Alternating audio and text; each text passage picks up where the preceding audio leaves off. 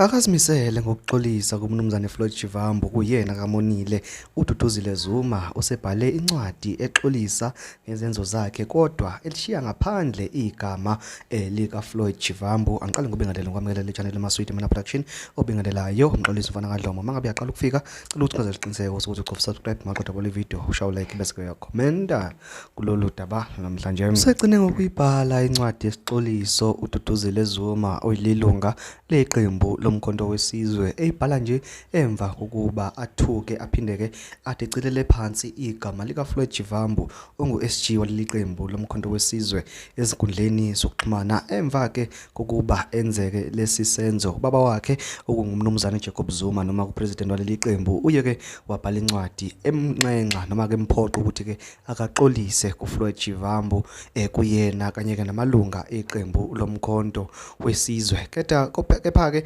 uDuduzile Zuma useyibhalile ke lencwadi ebabala ke nokho abantu akaxolisa kibo uthi ke yena uxolisa kumnumzane uJacob Zuma kanye ke namalunga eqembu lomkhonto wesizwe. Akakuvezanga nokho ukuthi ke uxolisa nakuye uSG weqembu noma ke uFloyd Shivambu. Uthi ke mangabe siyoyivala incwadi yakhe aphinde kagcizelele ukuthi into ke akayixolisela kakhulu ukuthi lezi zinto zakhe noma lezi ikhalazo zakhe ngoFloyd Shivambu uvesane ke wayibhadlaza ku social media. Akangakhuluma naye eceleni noma ke akangakhuluma naye ngekwendlela iqembu eliyayeke lenze ngayo, okukhombisa khona ukuthi ke ngempela akayisoli ngezinto akazisho ngoFloyd Shivambu noma ke akazisho kuye uFloyd Shivambu. Kepha into akayixolisela kakhulu indlela nje akakhulume ngayo lento akayiveze ngoFloyd Shivambu ezinkundleni zokuxhumana. Ukukhuluma ke kuningi futhi ke kuhlukene kuwo kamalunga eqembu lomkhonto wesizwe.